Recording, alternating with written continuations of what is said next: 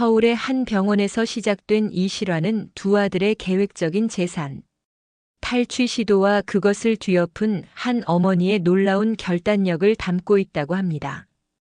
제보에 따르면 이 이야기는 나이 들어 쓸모 없어진 부모라는 잔인한 사회적 편견에 정면으로 맞선 70대 여성의 자아 찾기 여정이라고 합니다. 평생 어머니로만 살아온 한 여성이 어떻게 한도연이라는 자신의 이름을 되찾았는지, 그리고 어떻게 완전히 새로운 삶을 시작했는지 그 감동적인 이야기를 지금부터 여러분께 전해드리겠습니다. 여기서 잠깐 더 많은 이야기와 재미있는 콘텐츠를 놓치지 않으시려면 지금 바로 구독과 알림 설정을 해주세요. 여러분의 관심이 저희 채널에게 큰 힘이 됩니다. 병실 안 소독약 냄새가 코끝을 자극했습니다. 70살 한도연은 눈을 천천히 감았다 떴습니다. 복부 수술 후 일주일이 지났지만 아직 통증이 완전히 가시지 않았어요. 창가에 놓인 작은 화분에서 햇빛이 반사되어 방 안을 따뜻하게 밝혔죠. 어머니, 괜찮으세요? 얼굴이 많이 안 좋아 보여요. 큰아들 한지석이 병실 문을 열고 들어왔습니다. 40 초반의 나이, 단정한 정장 차림이었어요. 뒤이어 30 후반의 작은 아들 한민호도 따라 들어왔습니다. 두 형제는 겉으로는 걱정스러운 표정을 짓고 있었지만 도연은 무언가 다른 의도가 숨어 있음을 직감했어요. 괜찮아. 어제보다는 나아졌단다. 도연이 미소를 지으며 대답했습니다. 한평생 두 아들을 위해 헌신해온 어머니였죠. 그녀의 삶은 언제나 자식들 중심이었어요.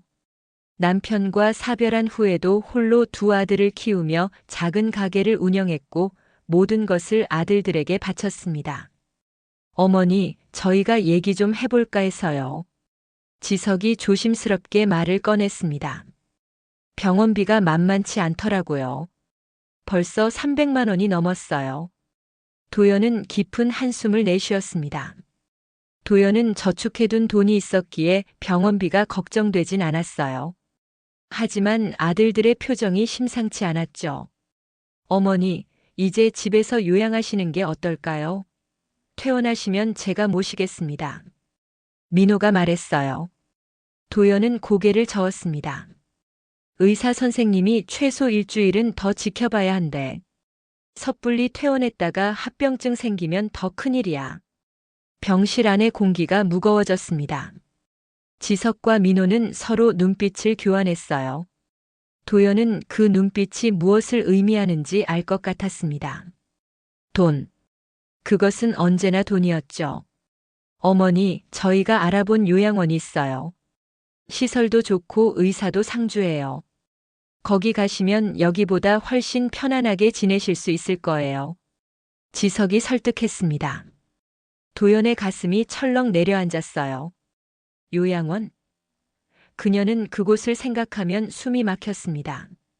아직 자신이 그런 곳에 갈 나이도 상태도 아니었어요. 난 아직 내 몸 하나 챙길 수 있어. 요양원은 생각도 안 해봤다. 도연의 목소리가 단호했습니다. 어머니, 현실적으로 생각해 보세요. 나이도 있으시고. 지석이 말을 이었어요. 바로 그때 유세린 간호사가 약을 들고 병실에 들어왔습니다. 약 드실 시간이에요, 한도연님. 두 아들은 잠시 대화를 멈췄어요. 유세린은 도연을 위해 약을 준비하며 두 아들을 살짝 관찰했습니다.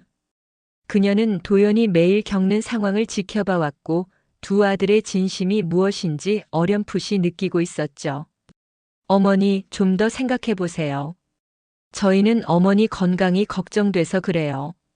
민호가 어머니의 손을 잡았습니다. 도연은 무언가 무거운 돌덩이가 가슴에 놓인 것 같았어요. 수십 년간 온 마음을 다해 키운 아들들이었지만 지금 그들의 말투와 행동에서는 진정한 걱정보다는 다른 무언가가 느껴졌습니다. 알았다. 생각해 볼게.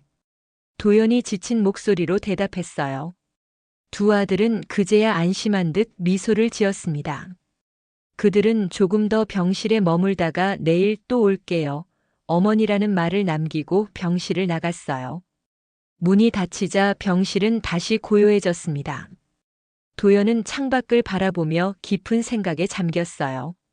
평생 자식들을 위해 살아왔는데 지금 그녀가 느끼는 이 불안한 감정은 무엇일까요? 도연의 눈에서 한 줄기 눈물이 흘러내렸습니다. 이튿날 아침 병실 창문으로 들어오는 햇살에 도연은 눈을 떴습니다. 밤새 잠을 설쳤어요. 두 아들의 말이 머릿속에서 맴돌았죠. 마음 한구석에서는 불안감이 자라고 있었습니다. 좋은 아침이에요, 한도연님. 유세린 간호사가 밝은 미소와 함께 병실에 들어왔어요. 오늘은 좀 어떠세요? 도연은 미소로 답했습니다. 고마워요, 세린 씨. 덕분에 몸은 조금씩 나아지는 것 같아.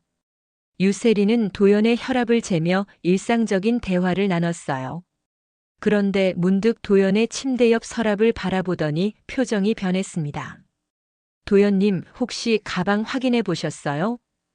유세린이 조심스럽게 물었습니다. 도연은 의아한 표정으로 고개를 저었어요. 아니, 왜? 어젯밤 순찰 돌다가 이상한 소리가 들려서 살짝 문을 열어봤더니 누가 도연님 가방을 뒤지고 있더라고요. 근데 너무 늦은 시간이라 방문객이 있을 시간이 아니었어요. 도연의 심장이 빠르게 뛰기 시작했습니다. 그녀는 서둘러 침대 옆 작은 서랍을 열고 가방을 꺼냈어요. 손이 떨리기 시작했습니다. 지갑을 열어보니 신분증과 카드는 그대로였지만 통장이 보이지 않았어요. 저축 통장이 없어졌어. 도연의 목소리가 떨렸습니다.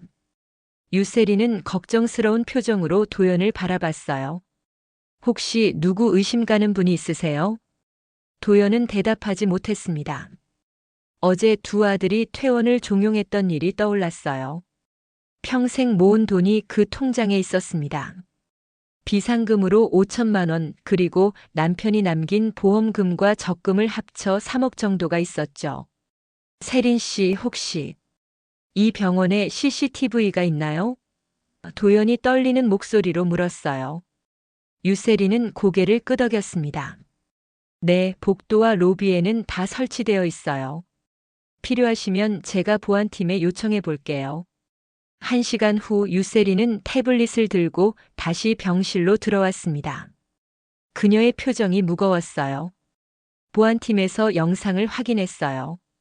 어제 저녁 9시경에 유세리는 말을 잇지 못했습니다. 도연은 심장이 멎을 것 같았어요. 보여줘요. 태블릿 화면에는 어제 병실 앞 복도가 보였습니다. 익숙한 두 남자가 주위를 살피더니 병실 문을 열고 들어갔어요. 시간은 밤 9시 15분. 도연이 잠시 검사를 받으러 간 시간이었습니다. 두 사람은 병실 안에서 약 5분간 머물다가 나왔어요.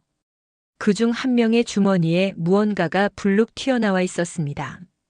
지석이와 민호야. 도연의 눈에서 눈물이 흘러내렸어요. 유세리는 도연의 손을 꼭 잡아주었습니다. 도연님, 정말 죄송해요. 제가 더 빨리 알려드리지 못해서. 도연은 태블릿을 내려놓고 창밖을 바라봤어요. 평생 키운 자식들이, 그녀가 가장 사랑하는 아들들이 그녀의 돈을 훔쳤다는 사실을 받아들이기 힘들었습니다. 세린 씨, 혹시 휴대전화 좀 빌려줄 수 있을까요? 도연이 마음을 다잡으며 물었어요. 유세리는 자신의 휴대전화를 건네주었습니다. 도연은 지석의 번호를 눌렀어요. 몇 번의 신호음 후 지석이 전화를 받았습니다. 여보세요? 지석아, 엄마야. 도연의 목소리는 놀랍도록 차분했어요. 어머니, 무슨 일이세요? 지금 회의 중인데. 통장 어디 있니? 도연이 단도직입적으로 물었습니다. 전화기 너머로 잠시 침묵이 흘렀어요. 무슨 말씀이세요? 어제 밤에 내가 민호랑 함께 병실에 와서 가방에서 가져간 통장 말이다. CCTV에 다 찍혔어. 또다시 침묵이 이어졌습니다. 도연은 아들의 숨소리만 들을 수 있었어요. 어머니, 오해하지 마세요. 저희는 그냥 어머니 돈을 안전하게 보관하려고 했을 뿐이에요. 병원에 두면 위험할 것 같아서. 도연은 쓴웃음을 지었습니다. 그래, 내가 낳고 키운 아들인데 내 말을 어떻게 안 믿겠니? 오늘 당장 통장 가지고 병원으로 와라. 내 동생도 함께. 어머니, 지금은 회사에서. 나 오늘 퇴원할 거야. 지석의 목소리가 갑자기 밝아졌어요. 정말요? 그럼 제가 퇴근하고 바로 모시러 갈게요. 통장도 꼭 가져오고. 도연이 단호하게 말했습니다. 전화를 끊은 도연은 깊은 한숨을 내쉬었어요. 유세리는 도연의 어깨를 가만히 토닥여 주었습니다. 정성일 교수님께 연락해 주시겠어요? 오늘 진료받고 싶어요. 도연이 갑자기 말했어요. 유세리는 의아한 표정으로 물었습니다. 갑자기요? 무슨 일 있으세요? 도연의 눈빛이 달라졌어요. 그 눈에는 이제 결심이 담겨 있었습니다. 내가 정신적으로 온전한지 확인받아두고 싶어. 앞으로 무슨 일이 벌어질지 모르니까. 유세리는 도연의 의도를 금방 알아차렸어요. 그녀는 고개를 끄덕이며 곧바로 연락드리겠습니다라고 답했습니다. 창가에 앉은 도연은 병원 밖 하늘을 바라봤어요. 평생 두 아들을 위해 살아왔던 그녀였지만 이제는 다른 결심이 생겼습니다. 이제는 나를 지켜야 할 때야. 마음속으로 다짐했어요. 오후 2시 정성일 교수가 도연의 병실을 찾았습니다. 신경과 전문의인 그는 도연의 주치의는 아니었지만 유세린 간호사의 부탁으로 특별히 시간을 냈어요. 한도연님, 어떻게 지내셨어요? 정 교수가 친절한 미소로 인사했습니다. 도연은 고개를 숙여 인사했어요. 찾아주셔서 감사합니다, 선생님. 정 교수는 도연의 건강 상태와 평소 생활 습관에 대해 물었습니다. 이어서 간단한 인지 기능 검사를 진행했어요. 날짜, 장소 인지부터 간단한 계산 문제, 최근 기억 회상까지 다양한 항목을 체크했죠. 한도연님, 걱정하실 필요 없어요. 인지 기능은 같은 연령대보다 오히려 우수하신 편입니다. 정 교수가 검사지를 정리하며 말했어요. 도연의 어깨에서 긴장이 풀렸습니다. 그럼 치매 같은 건? 전혀 그런 징후가 보이지 않습니다. 물론 나이가 들면 누구나 가끔 건망증은 있을 수 있지만 정상적인 일상생활과 의사결정에 문제될 만한 수준은 아니에요. 정 교수는 진단서를 작성해 주었습니다. 정신적으로 온전하며 스스로 판단하고 결정할 능력이 충분함이라는 내용이었어요. 도연은 그 진단서를 소중히 가방에 넣었습니다. 혹시 필요한 이유가 있으신가요? 정 교수가 조심스럽게 물었어요. 도연은 잠시 망설이다 진실을 털어놓았습니다.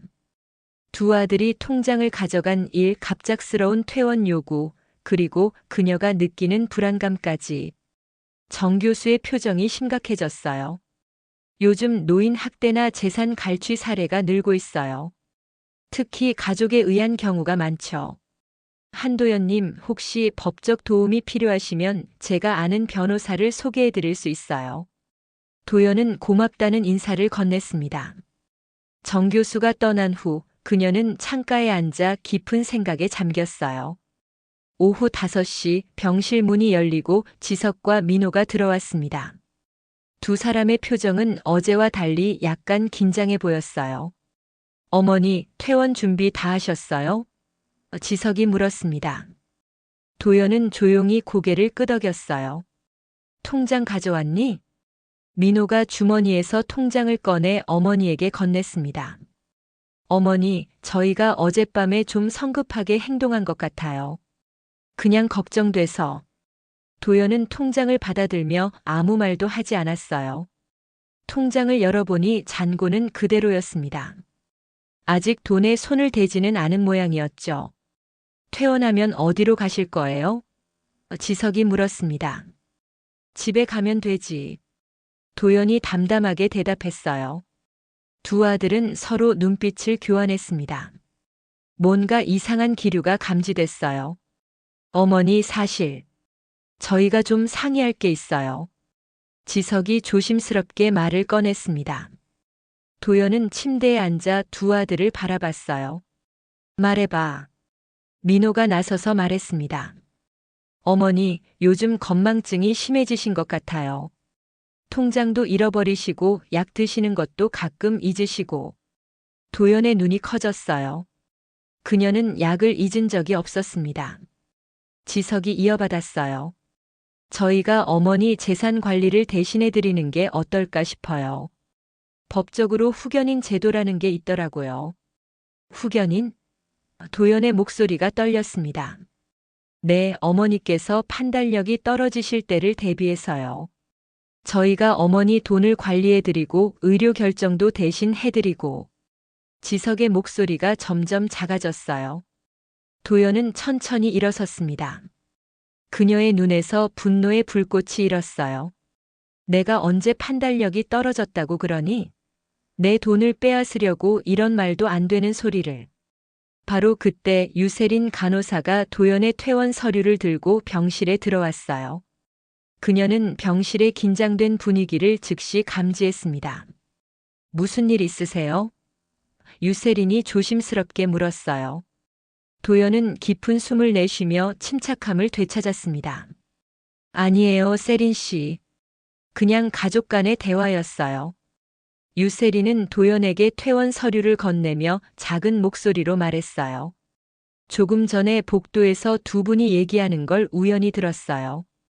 어머니를 치매 초기로 진단받게 해서 법원에 후견인 신청을 하겠다고. 도연의 얼굴이 창백해졌습니다. 유세린은 재빨리 덧붙였어요. 오진우 변호사님을 만나보세요. 제가 연락처 알려드릴게요. 도연은 감사의 눈빛을 보냈습니다. 그리고 두 아들을 향해 돌아섰어요. 나 오늘 퇴원 안 할 거야. 의사 선생님이 며칠 더 지켜보자고 하시더라. 지석의 표정이 굳었습니다. 어머니, 그러시면 병원비가 내 돈으로 낼 거니까 걱정 마. 도연이 단호하게 말했어요. 그리고 후견인 이야기는 다시는 꺼내지 마. 정성일 교수님께 오늘 진단받았어. 내 정신은 또렷해. 두 아들은 당황한 표정이었습니다. 그들은 더 이상 할 말을 찾지 못했어요. 이제 돌아가. 나 좀 쉬고 싶다. 도연이 침대에 다시 누우며 말했습니다. 지석과 민호는 마지못해 병실을 나갔어요. 문이 닫히자 도연은 깊은 한숨을 내쉬었습니다. 유세린이 도연 곁에 앉았어요. 괜찮으세요? 도연은 고개를 끄덕였습니다. 세린 씨, 내일 오진우 변호사님 만날 수 있게 도와주시겠어요? 유세린은 미소를 지었어요. 당연하죠. 제가 지금 바로 연락드려 볼게요. 도연은 창밖을 바라봤습니다.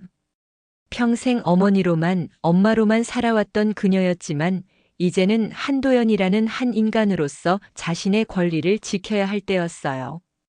다음 날 아침 오진우 변호사가 병실을 찾았습니다. 60 중반의 키가 크고 온화한 인상의 남자였어요. 도연과는 오래전 같은 동네에 살던 인연이 있었고 유세린의 연락을 받자마자 바로 달려왔습니다. 도연 씨, 오랜만입니다. 이런 상황에서 다시 만나게 되어 유감이네요. 오진우가 도연의 손을 따뜻하게 잡았어요. 도연은 미소를 지었습니다. 와주셔서 고마워요, 진우 씨. 유세린은 두 사람에게 차를 대접하고 병실 밖으로 나갔어요. 문이 닫히자 도연은 진우에게 모든 상황을 설명했습니다. 통장을 훔쳐간 일, 퇴원을 종용한 일, 그리고 후견인 이야기까지. 진우는 심각한 표정으로 메모를 하며 들었어요. 흔한 케이스입니다. 자식들이 부모님 재산을 노리는 경우죠. 특히 요즘은 법적으로 후견인 제도를 악용하는 사례가 늘고 있어요. 어떻게 해야 할까요? 도연이 걱정스러운 목소리로 물었습니다. 진우는 단호하게 대답했어요. 첫째, 모든 금융 자산을 안전하게 옮겨야 합니다. 둘째, 법적 보호 조치를 취해야 하고요. 셋째, 필요하다면 접근 금지 명령도 검토해 봐야겠습니다. 도연은 놀란 표정이었어요. 접근 금지라니. 그건 너무. 도연 씨, 자식이라도 당신의 권리를 침해하면 그건 범죄입니다. 감정적으로 어려운 결정이겠지만 스스로를 지키는 일이에요. 도연은 침묵했습니다. 평생 사랑으로 키운 아들들에게 법적 조치를 취한다는 생각은 가슴이 찢어질 듯 아팠어요. 일단 은행부터 가봅시다. 계좌를 새로 만들고 돈을 옮겨야 해요. 진우가 제안했습니다. 의사와 상담 후 도연은 잠시 외출 허가를 받았어요. 진우의 차를 타고 가까운 은행으로 향했습니다. 그곳에서 도연은 새 계좌를 개설하고 기존 계좌의 돈을 모두 이체했어요. 또한 기존 계좌의 공동 명의자로 등록되어 있던 지석의 이름을 삭제했습니다. 이제 두 아들은 당신 돈에 접근할 수 없어요. 진우가 도연을 안심시켰습니다. 병원으로 돌아온 도연은 피곤했지만 마음은 한결 가벼워졌어요. 그녀는 침대에 누워 잠시 눈을 감았습니다. 하지만 오래 쉴 수는 없었어요. 저녁 무렵 지석의 전화가 왔기 때문입니다. 어머니, 은행에서 전화가 왔어요. 계좌에 무슨 일이 있었나요? 지석의 목소리가 떨렸습니다. 도연은 차분하게 대답했어요. 내 돈이니까 내가 관리할 거야. 어머니, 저희는 어머니를 위해서 더 이상 거짓말하지 마라. 너희들이 얘기한 내용 다 알아. 내가 치매라고, 후견인 신청한다고, 내 돈을 빼앗으려고 그런 짓까지 하다니. 전화기 너머로 잠시 침묵이 흘렀어요. 그러다 갑자기 민호의 목소리가 들렸습니다. 아마도 스피커폰으로 바꾼 모양이었어요. 어머니, 우리 모두 오해하고 있어요. 저희는 정말 어머니를 위해서 그런 거예요. 요즘 어머니가 혼란스러워 하시는 것 같아서. 도연은 한숨을 내쉬었습니다. 더 이상 거짓말은 그만두자. 너희가 날 걱정했다면 왜 몰래 내 통장을 가져갔어? 왜 내 뒤에서 후견인 얘기를 했어? 그건 지석의 목소리가 다시 들렸어요. 어머니, 우리 직접 만나서 얘기해요. 지금 병원으로 갈게요. 도연은 불안한 예감이 들었습니다. 오지 마. 난 지금 만날 기분이 아니야. 하지만 전화는 이미 끊어진 상태였어요. 1시간 후 병실 문이 거칠게 열렸습니다. 지석과 민호가 들어왔는데 둘 다 술에 취한 듯 했어요. 특히 민호는 얼굴이 붉게 상기된 채 비틀거렸습니다. 어머니, 우리 돈 어디 갔어요? 민호가 고함을 질렀어요. 도연은 놀라서 벌떡 일어났습니다. 목소리 낮추거라. 여긴 병원이야. 지석이 앞으로 나섰어요. 어머니, 저희 원래 계획이 있었어요. 그 돈으로 사업을 시작하려고 했는데. 그 돈은 내 돈이야. 누구 허락도 필요 없어. 도연이 단호하게 말했습니다. 민호가 갑자기 화를 냈어요. 우리가 평생 어머니 뒷바라지 하느라 얼마나 고생했는데. 그 돈 우리 것도 마찬가지예요. 도연은 몸을 떨었습니다. 민호의 모습이 낯설었어요. 항상 부드럽고 다정했던 작은 아들의 얼굴에 이제는 욕망과 분노만 가득했습니다. 지석이 민호를 말렸어요. 진정해, 이러면 안 돼. 그러나 민호는 이미 통제를 벗어난 상태였습니다. 그는 도연의 가방을 낚아채 바닥에 던졌어요. 새 통장 어디 있어요? 이것도 가져갔겠죠? 병실 밖에서 소란을 들은 유세린과 다른 간호사들이 뛰어들어왔어요. 무슨 일이에요? 여기서 이러시면 안 됩니다. 민호는 유세린을 밀쳐냈습니다. 그 바람에 유세린은 균형을 잃고 넘어졌어요. 간호사들이 경비를 불렀고 얼마 지나지 않아 병원 보안 요원들이 도착했습니다. 혼란 속에서 도연은 침착하게 전화기를 들었어요. 그리고 세 자리 숫자를 눌렀습니다. 여보세요? 경찰서죠? 제 아들들이 병원에 와서 소란을 피우고 있어요. 간호사를 폭행했어요. 네, 지금 바로 와주세요. 모두의 시선이 도연에게 집중됐어요. 지석과 민호는 믿을 수 없다는 표정이었습니다. 어머니, 경찰이요? 지석이 충격받은 목소리로 물었어요. 도연은 고개를 끄덕였습니다. 그녀의 눈에는 더 이상 눈물이 없었어요. 대신 단단한 결의가 담겨 있었습니다. 나도 이런 날이 올 줄은 몰랐다. 하지만 너희가 선을 넘었어. 이제 법대로 하자. 병실은 갑자기 조용해졌어요. 지석은 당황한 표정으로 민호의 팔을 잡아 끌었습니다. 가자, 경찰 오기 전에. 두 사람은 서둘러 병실을 나갔어요. 유세리는 일어나 도연 곁으로 다가왔습니다. 괜찮으세요, 도연님? 도연은 깊은 숨을 내쉬었어요. 괜찮아요. 이게 올바른 선택이었어. 그날 밤 도연은 오랜만에 편안한 잠을 잤습니다. 비록 가슴은 아팠지만 이제 그녀는 자신을 지킬 수 있다는 확신이 생겼어요. 더 이상 그저 어머니가 아닌 자신의 삶을 스스로 결정하는 한도연으로서. 다음 날 아침 도연은 병실 창가에 앉아 있었습니다. 푸른 하늘이 창 너머로 보였어요. 어젯밤 일이 꿈만 같았지만 현실은 냉정했습니다. 그녀는 자신의 아들들을 경찰에 신고했고 이제 돌이킬 수 없는 강을 건넌 기분이었어요. 도연 씨, 어떻게 지내셨어요? 오진우 변호사가 병실 문을 노크하고 들어왔습니다. 도연은 미소로 맞이했어요. 덕분에 잘 지냈어요. 어젯밤엔 큰일이 있었지만요. 진우는 이미 유세린에게 어젯밤 상황을 전해들은 상태였습니다. 그는 조용히 도연 옆에 앉았어요. 용기 있는 결정이었습니다. 쉽지 않았을 텐데요. 도연은 창밖을 바라보며 천천히 고개를 끄덕였어요. 평생 지켜온 가족인데.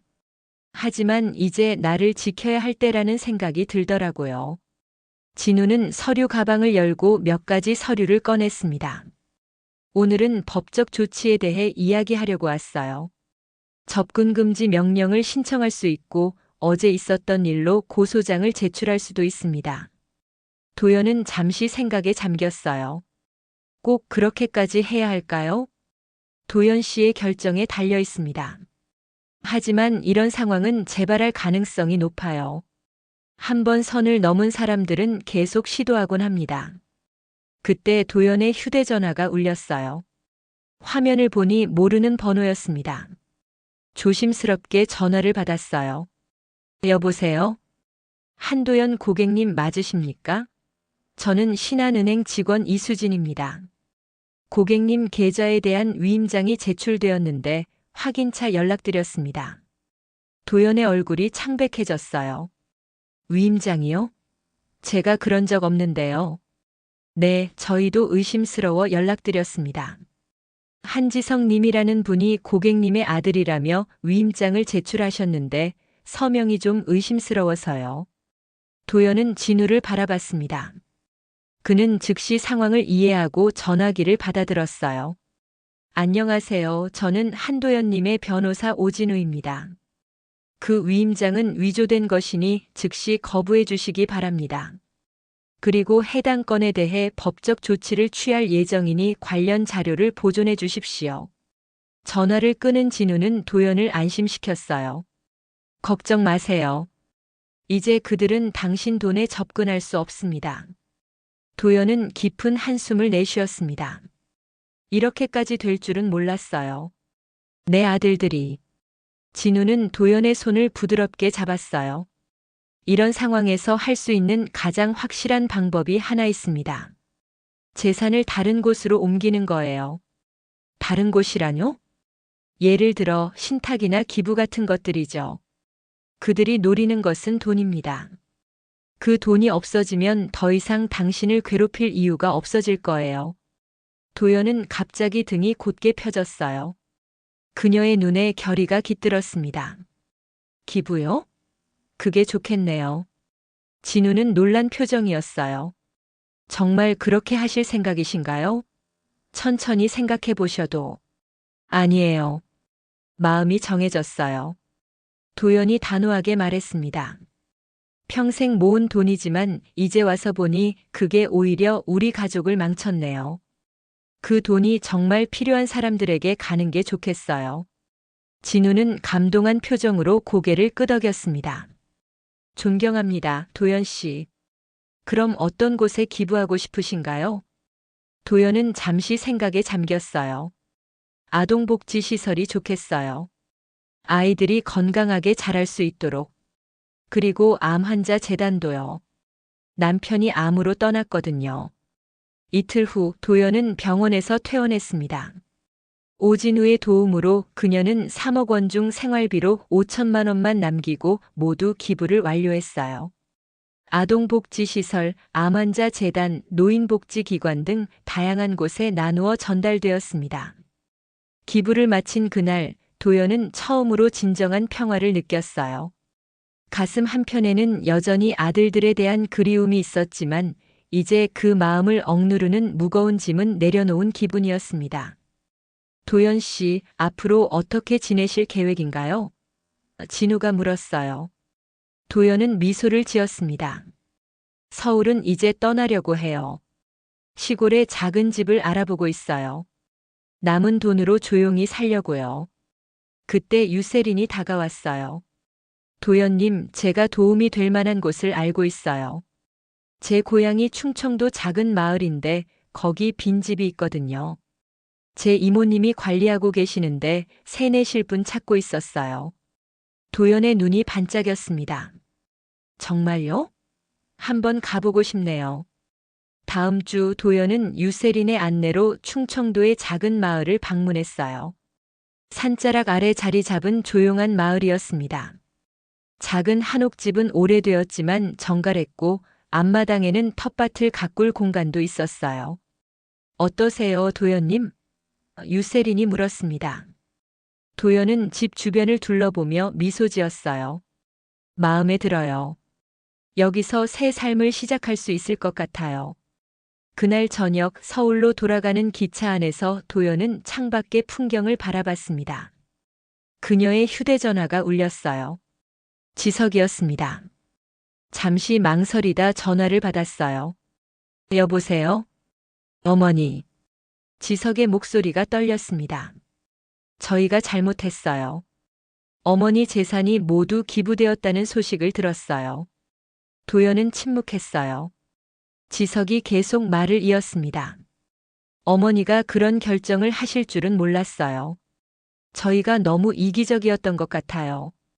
용서해 주세요, 어머니. 도연은 깊은 숨을 내쉬었습니다. 지석아, 난 너희를 미워하지 않아. 그저 실망했을 뿐이야. 이제 우리 모두 각자의 삶을 살아가자. 어머니, 저희가 찾아뵐게요. 어디 계신지. 도연이 말을 끊었어요. 아니, 그러지 마. 나는 이제 새 출발을 하려고 해. 너희도 너희 삶을 살아라. 전화를 끊은 도연은 창밖으로 흐르는 풍경을 바라봤습니다. 마음속 깊은 곳에서 무언가가 풀리는 듯한 느낌이 들었어요. 그동안 아들들에 대한 죄책감으로 스스로를 올가매었던 무거운 사슬이 하나씩 풀리고 있었습니다. 이제 나는 자유롭다. 도연은 마음속으로 중얼거렸어요. 한도연으로서의 내 삶을 찾아가는 여정이 시작되었어. 기차는 어둠 속을 달려 새로운 목적지를 향해 나아갔습니다. 마치 도연의 인생처럼. 이틀 후 도연은 짐을 모두 정리했습니다. 서울에서의 생활을 정리하는 데는 생각보다 시간이 오래 걸리지 않았어요. 평생 모은 물건들이었지만 막상 떠날 때 필요한 것은 몇 개의 옷가지와 소중한 사진첩, 그리고 몇 가지 추억이 담긴 물건들 뿐이었습니다. 정말 떠나시는 거예요? 오진우 변호사가 도연의 짐을 차에 싣는 것을 도우며 물었어요. 도연은 미소를 지었습니다. 네, 이제 정말 새 삶을 시작할 때가 됐어요. 진우는 도연의 손을 꼭 잡았어요. 연락 주세요. 도움이 필요하시면 언제든지. 도연은 고개를 끄덕였습니다.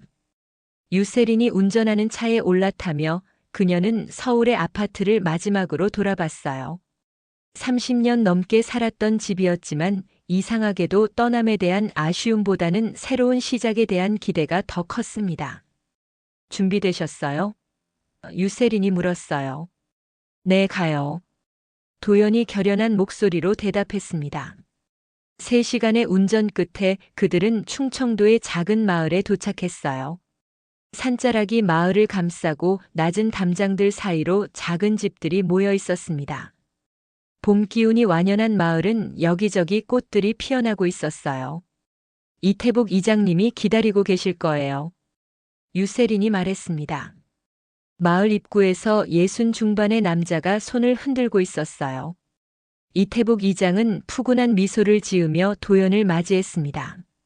한도연님, 마을에 오신 걸 환영합니다. 유세린이 많이 말해줬어요. 여기서 편안하게 지내시길 바랍니다. 도연은 고개 숙여 인사했어요. 잘 부탁드립니다. 이장의 안내로 도연은 자신이 살게 될 집으로 향했습니다. 마을 끝자락에 위치한 작은 한옥이었어요. 지붕은 기와로 되어 있었고 마당은 넓지 않았지만 텃밭을 가꾸기에 충분했습니다. 이 집은 오래되었지만 튼튼해요. 작년에 도배도 새로 했고 보일러도 교체했습니다. 이장이 자랑스럽게 말했어요. 집 안으로 들어서자 소박하지만 아늑한 공간이 도연을 맞이했습니다. 2개의 방과 작은 부엌, 그리고 아담한 거실이 있었어요.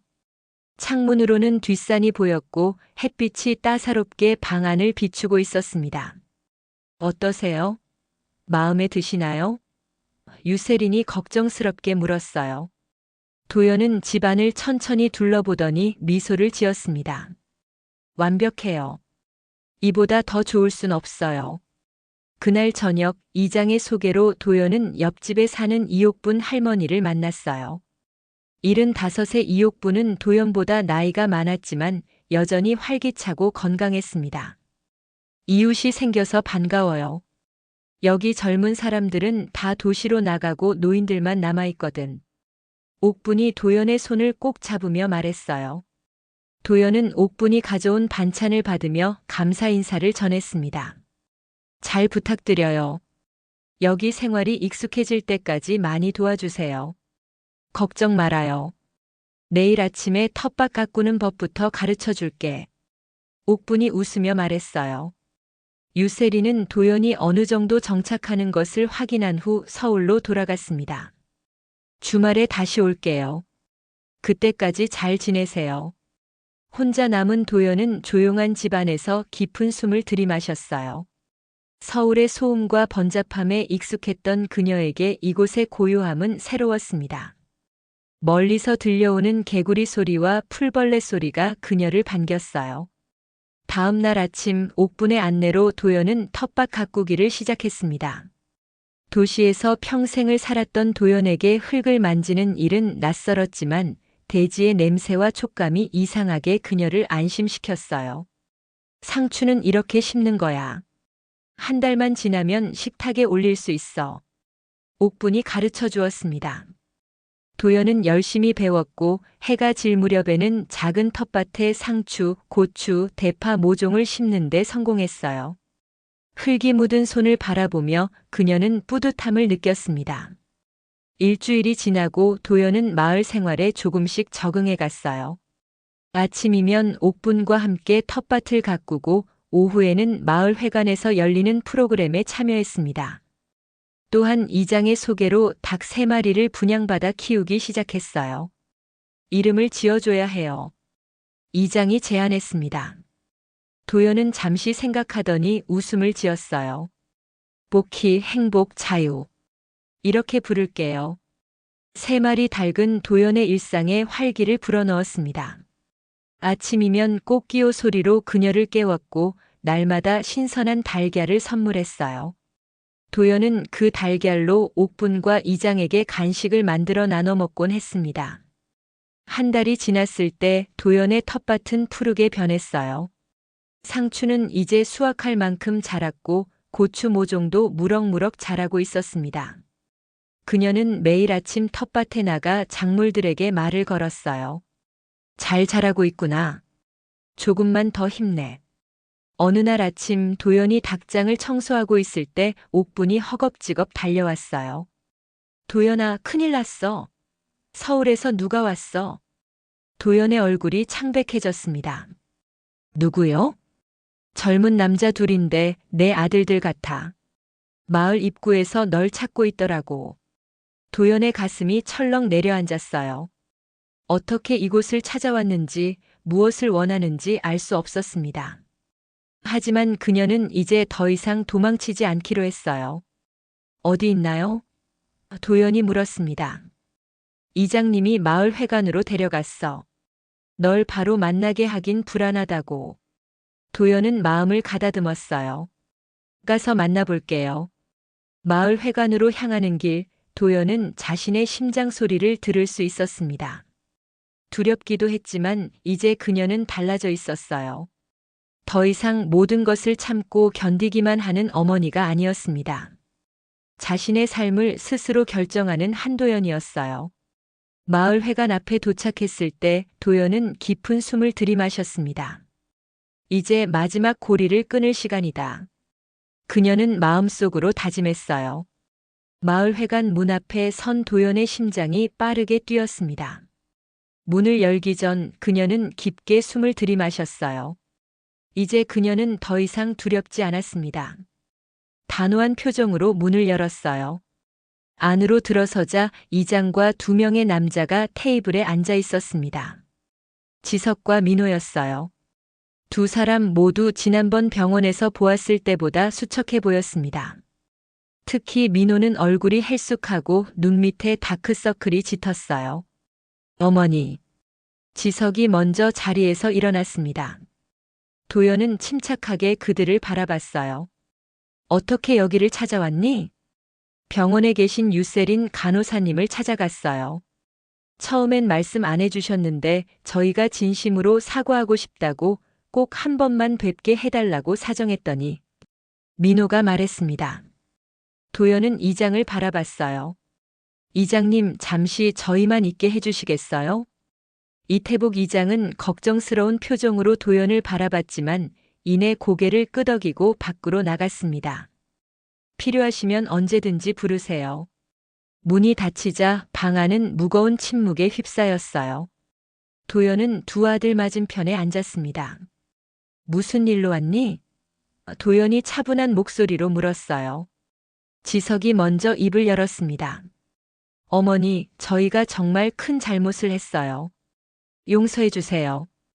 도연은 담담하게 대답했어요. 용서는 이미 했단다. 하지만 잊지는 않을 거야. 어머니.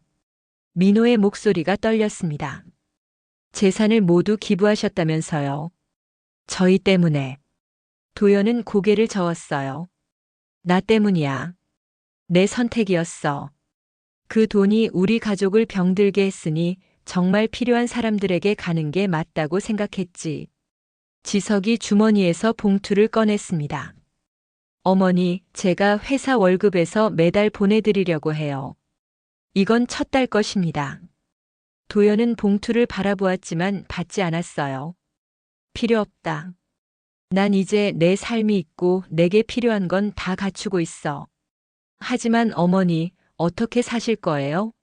돈이. 민호가 걱정스럽게 물었습니다. 도연은 처음으로 미소를 지었어요. 난 이제 텃밭에서 채소를 기르고 닭을 키워 달걀도 얻고 동네 할머니들과 반찬도 나눠 먹으며 지내. 이보다 더 풍요로운 삶이 어디 있겠니? 두 아들은 어머니의 달라진 모습에 놀란 듯 했어요. 그들이 알던 헌신적이고 수능적인 어머니가 아니었습니다. 이제 그녀의 눈에는 단단한 결의와 평온함이 깃들어 있었어요. 어머니, 저희가 주말마다 찾아뵐게요. 어머니 생활 도와드리고. 지석이 제안했습니다. 도연은 단호하게 고개를 저었어요. 그러지 마라. 난 이제 새 삶을 시작했어. 너희도 너희 삶을 살아라. 어머니, 그럼 저희를 완전히 잊으실 건가요?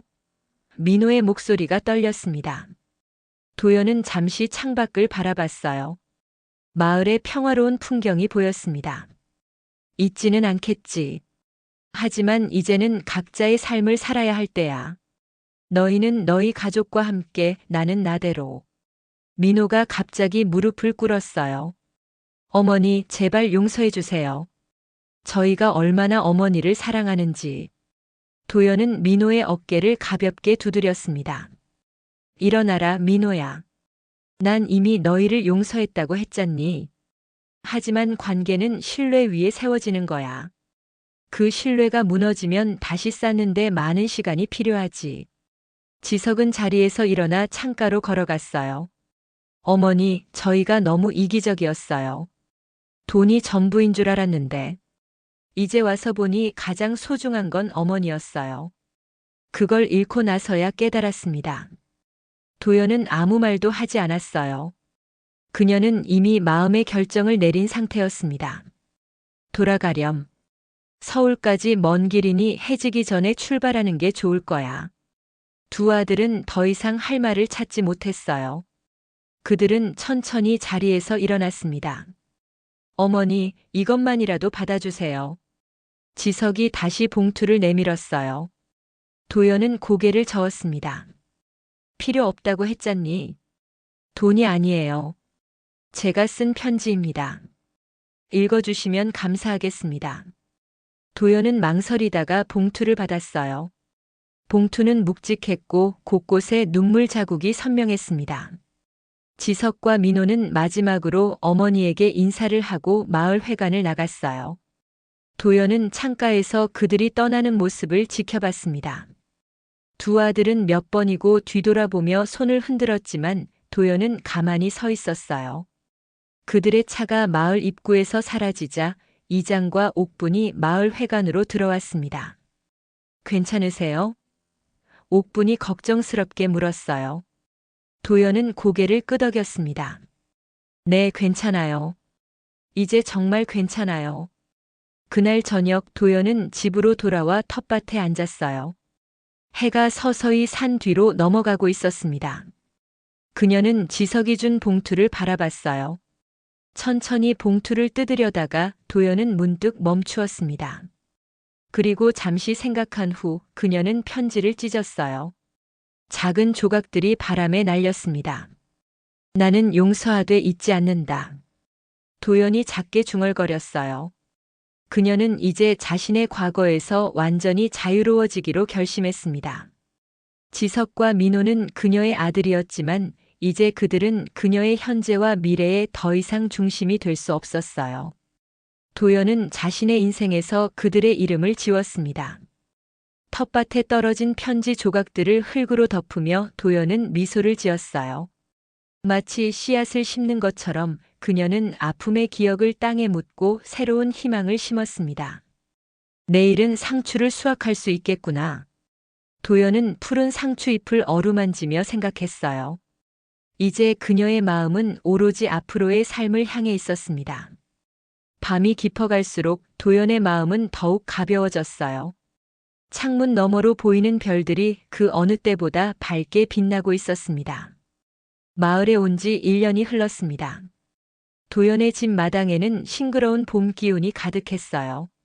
작년에 심은 모든 작물들이 풍성한 수확을 가져다 주었고 닭장의 닭들은 이제 5마리로 늘어났습니다. 복희, 행복, 자유의 2마리가 더해져 꿈과 희망이라는 이름도 생겼죠. 도연은 이른 아침부터 텃밭에 나와 있었어요. 봄이 시작되면서 새로운 작물을 심을 준비를 하고 있었습니다. 삽으로 흙을 뒤집으며 그녀는 작년의 기억들을 떠올렸어요. 도연아, 벌써 일하고 있구나. 옥분 할머니가 대문을 열고 들어오며 말했습니다. 도연은 미소를 지으며 고개를 들었어요. 아침 공기가 너무 좋아서 일찍 나왔어요. 오늘은 토마토 모종을 심으려고요. 옥분은 도연 옆에 앉아 거들었습니다. 작년보다 얼굴빛이 훨씬 좋아졌구나. 시골 생활이 잘 맞는 모양이네. 도연은 고개를 끄덕였어요. 제 인생에서 가장 행복한 시간을 보내고 있어요. 모든 게 새롭게 느껴져요. 두 사람은 함께 텃밭을 가꾸며 이야기를 나눴습니다. 오전 내내 일하고 나니 예쁜 모종들이 줄지어 심어졌어요. 도연은 만족스러운 표정으로 자신의 작품을 바라봤습니다. 이제 좀 쉬었다가 점심 먹자. 옥분이 제안했어요. 도연은 부엌으로 들어가 어제 담근 김치와 텃밭에서 딴 나물로 간단한 점심을 준비했습니다. 두 사람은 마당의 평상에 앉아 따뜻한 봄 햇살을 받으며 식사를 했어요. 도연아, 오늘 마을 회관에서 봄맞이 잔치를 한대. 같이 갈 거지? 옥분이 물었습니다. 도연은 미소를 지었어요. 물론이죠. 제가 상추전이랑 닭 달걀로 만든 계란말이 가져갈게요. 식사를 마친 후 도연은 집안을 정리하고 마을 회관에 가져갈 음식을 준비했습니다. 상추전을 부치고 계란말이를 만들면서 그녀는 자신의 변화를 생각했어요. 1년 전만 해도 병원 침대에 누워 두 아들의 배신에 가슴 아파하던 그녀였는데 이제는 완전히 다른 사람이 되어 있었습니다. 오후 3시 도연과 옥부는 함께 마을 회관으로 향했어요. 마을 사람들이 하나둘 모여들고 있었습니다.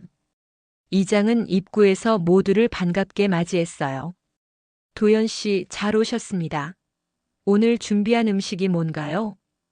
이장이 궁금해했습니다. 도연은 자랑스럽게 음식 바구니를 내보였어요. 제 텃밭 상추로 만든 상추전이에요. 그리고 우리 닭들이 낳은 달걀로 만든 계란말이고요. 이장은 환하게 웃었어요. 도연 씨가 오신 후로 우리 마을 잔치가 더 풍성해졌어요. 마을 회관 안은 이미 축제 분위기였습니다. 어르신들은 한쪽에서 노래를 부르고 아이들은 뛰어놀았어요. 평소에는 조용한 마을이었지만 오늘만큼은 모두가 한자리에 모여 봄의 시작을 축하했습니다. 도연은 음식을 나르며 마을 사람들과 인사를 나눴어요. 1년 동안 그녀는 마을의 일원으로 완전히 자리 잡았고 이제는 모두가 그녀를 도연 씨라고 부르며 친근하게 대했습니다. 도연 씨, 이번에 마을 문화센터에서 한글 교실 도와주실 수 있을까요? 마을 부녀회장이 다가와 물었어요. 선생님이 갑자기 못 오시게 됐거든요. 도연 씨가 서울에서 오래 살았으니 잘 가르치실 것 같아서요. 도연은 잠시 놀랐지만 곧 미소를 지었습니다. 저요? 글쎄요. 해볼 수 있을 것 같아요. 언제부터인가요? 다음 주부터 매주 수요일이에요. 마을 어르신들께 한글 읽고 쓰는 법을 가르치는 거예요. 도연은 고개를 끄덕였어요. 알겠습니다. 최선을 다해 볼게요. 잔치가 한창일 때 갑자기 마을 회관 문이 열리고 유세린이 들어왔습니다. 도연은 반가운 마음에 달려가 그녀를 안았어요. 세린 씨, 올 줄 몰랐어요. 유세린은 미소를 지었습니다. 갑자기 휴가가 생겨서 도연님 보러 왔어요. 잘 지내셨어요? 도연은 환하게 웃었어요. 덕분에 정말 행복하게 지내고 있어요. 이리 와요. 소개해드릴 분들이 많아요. 두 사람은 마을 사람들과 어울려 잔치를 즐겼습니다. 유세리는 도연의 변화에 놀란 듯 했어요. 병원에서 만났던 우울하고 지친 모습은 온데간데 없고 이제 그녀의 얼굴에는 생기와 자신감이 넘쳤습니다. 밤이 깊어갈 무렵 잔치는 마무리되었어요. 도연과 유세리는 함께 도연의 집으로 돌아왔습니다. 집이 정말 아늑해졌네요. 유세린이 도연의 집을 둘러보며 말했어요. 도연은 차를 준비하며 미소 지었습니다. 이제 완전히 제 집이 됐어요. 매일 조금씩 가꾸다 보니 정이 들었어요. 두 사람은 뜨거운 차를 마시며 지난 1년간의 이야기를 나눴어요. 유세리는 병원 소식을, 도연은 마을에서의 생활을 이야기했습니다. 지석 씨와 민호 씨는 어떻게 지내나요? 유세린이 조심스럽게 물었어요. 도연의 표정이 잠시 굳었다가 이내 평온해졌습니다. 모르겠어요. 그날 이후로 연락하지 않았어요. 후회되진 않으세요? 도연은 창밖을 바라봤어요. 달빛이 마당을 은은하게 비추고 있었습니다. 후회는 없어요. 물론 가끔 그들 생각이 나긴 하지만 그건 어쩔 수 없는 일이겠죠. 평생 함께한 사람들이니까요. 그래도 도연님은 정말 강한 분이세요. 유세린이 감탄했어요. 도연은 고개를 저었습니다. 강한 게 아니라 그저 내 삶을 찾아가는 과정이었어요. 평생 엄마로만 살았던 나를 이제는 한도연으로 살게 된 거죠. 다음 날 아침 도연은 유세린과 함께 마을을 산책했어요. 봄바람이 상쾌하게 불어오는 길을 걸으며 그들은 자연의 아름다움을 만끽했습니다. 세린 씨, 정말 고마워요. 당신이 아니었다면 이런 새 삶을 시작할 수 없었을 거예요. 도연이 진심으로 말했어요. 유세린은 도연의 손을 꼭 잡았습니다. 저는 그저 도연님이 용기를 내실 수 있도록 도왔을 뿐이에요. 모든 결정은 도연님이 하신 거예요. 두 사람은 마을 끝자락에 있는 작은 연못에 도착했어요. 연못 위로 햇빛이 반짝이며 춤추고 있었습니다. 이제 어떤 계획이 있으세요? 유세린이 물었어요. 도연은 미소를 지었습니다. 다음 주부터 마을 어르신들께 한글을 가르치게 됐어요. 그리고 텃밭도 더 넓히고 싶고 닭도 몇 마리 더 키워볼까 해요. 작은 꿈들이지만 제게는 소중한 꿈이에요. 그 꿈들이 도연님을 행복하게 해주니까요. 유세린이 공감했어요. 돌아오는 길 도연은 자신의 집을 바라봤습니다. 작지만 아늑한 집, 푸르른 텃밭, 그리고 닭장에서 논일고 있는 닭들. 이것이 바로 그녀가 선택한 새로운 삶이었어요. 나는 이제 진짜 내 삶을 산다. 도연은 마음속으로 중얼거렸습니다. 봄바람이 그녀의 머리카락을 부드럽게 쓰다듬었고 도연의 얼굴에는 평온한 미소가 번졌어요. 70년을 살아오면서 이제야 비로소 그녀는 자신만의 봄을 맞이하고 있었습니다. 도연은 집 마당에 심어둔 작은 매화나무에 눈길을 주었어요. 아직 작은 나무였지만 벌써 꽃봉오리를 맺고 있었습니다. 그 모습이 마치 자신 같다고 느껴졌어요. 늦게 시작했지만 이제 비로소 자신만의 꽃을 피우기 시작한 한도연.